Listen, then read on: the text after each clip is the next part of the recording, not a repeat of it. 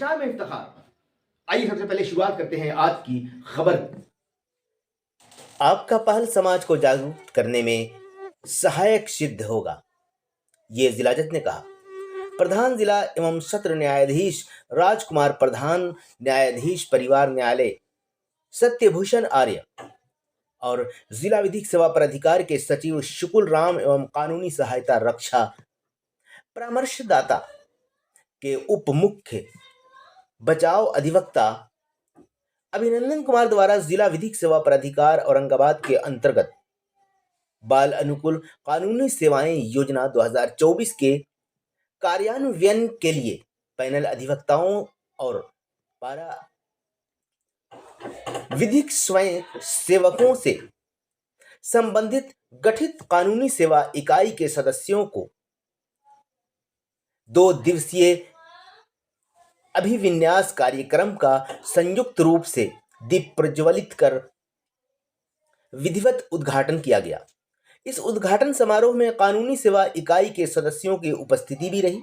इस अवसर पर उपस्थित सदस्यों को संबोधित करते हुए जिला जज ने कहा कि बच्चों से संबंधित विभिन्न कानूनों की जानकारी देने के लिए 2 दिवसीय कार्यक्रम रखा गया है। उन्होंने इस अवसर पर कहा कि राष्ट्रीय विधिक सेवा प्राधिकरण द्वारा प्राप्त दिशा निर्देश के आलोक में यह अभिविन्यास कार्यक्रम का आयोजन किया गया है, जिसमें विशेषज्ञों तथा रिसोर्स पर्सन द्वारा इस संबंध में सभी को विस्तृत जानकारी उपलब्ध कराई जाएगी, ताकि आपके माध्यम से लोगों तक उक्त विषय और समस्याओं का निदान के लिए जागरूकता लोगों तक पहुंच सके। अभिविन्यास के पहले सत्र में शिक्षा विभाग के जिला योजना पदाधिकारी सर्व शिक्षा भोला प्रसाद आर्य द्वारा सर्व शिक्षा शिक्षा के अधिकार अधिनियम के अधीन बच्चों के नामांकन के साथ साथ बच्चों से संबंधित योजनाओं की जानकारी उपलब्ध कराई गई। वहीं किशोर न्याय परिषद के प्रधान दंडाधिकारी सुशील कुमार सिंह द्वारा किशोर न्याय परिषद के गठन कार्य एवं बच्चों से संबंधित कानूनों की विस्तृत जानकारी उपलब्ध कराई गई। कार्यक्रम के द्वितीय सत्र में बाल संरक्षण पदाधिकारी सतीश चंद्र पांडे बच्चों के बाल कल्याण समिति के अध्यक्ष मदन प्रसाद और जानकारी प्रोबेशन पदाधिकारी दीपक कुमार के द्वारा विभिन्न विभागों द्वारा बच्चों से संबंधित चलाए जा योजनाओं स्कीम है, उसी से संबंधित जानकारी से संबंधित विस्तृत जानकारी उपलब्ध कराई गई। जो एक्सपर्ट्स हैं या जो अभिविन्यास कार्यक्रम आज भी जारी रहेगा, जिसमें पॉक्सो अधिनियम पर विधिवत रूप से प्रशिक्षित एक विस्तृत किया जाएगा। माननीय प्रधान जिला एवं सत्र न्यायाधीश अध्यक्ष जिला विधिक सेवा प्राधिकार के द्वारा किया गया, जिसमें हमारे प्रिंसिपल जज साहब मौजूद हैं और सभी जो है पैनल है और ये हमारा ट्रेनिंग का कार्यक्रम 2 दिन का है। और इस 2 दिन के कार्यक्रम में हम लोग बच्चों से जुड़े कानून के बारे में ट्रेनिंग प्राप्त करेंगे। इसमें हमारे ट्रेनर भी हैं जो समय समय पर आकर के हम लोगों को विशेष कानून के बारे में, बच्चों से संबंधित कानून के बारे में आप लोगों को जानकारी देंगे। रेगुलेशंस 2010 ये होता है panel layer. Place of safety हमारे यहाँ है। प्लेस ऑफ सेफ्टी क्या है?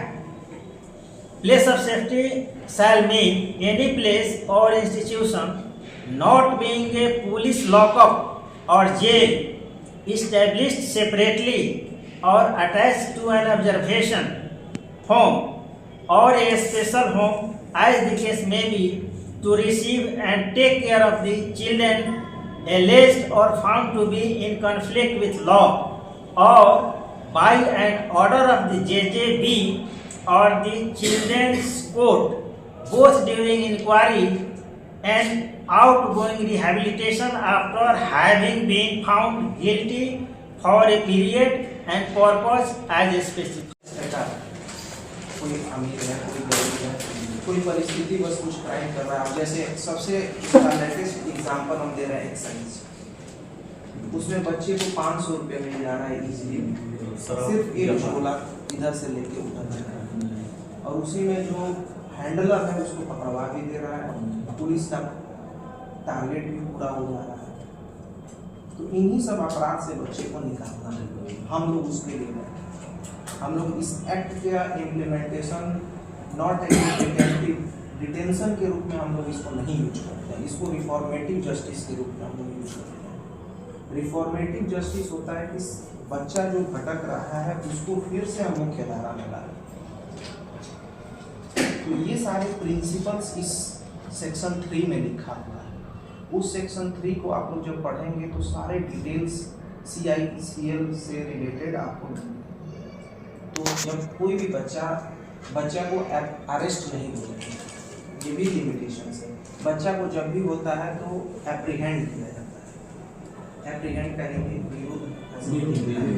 एप्रीहेंड उसमें किया जाता है। एप्रीहेंड जब करता है कोई, उसमें भी है कि सादे ड्रेस में करना है। हर पुलिस स्टेशन में आपको CWPO बाल पुलिस मित्र भी बोला जाता है, उनको ट्रेनिंग मिलती है कि आप बच्चे के लिए कैसे एक्ट करेंगे।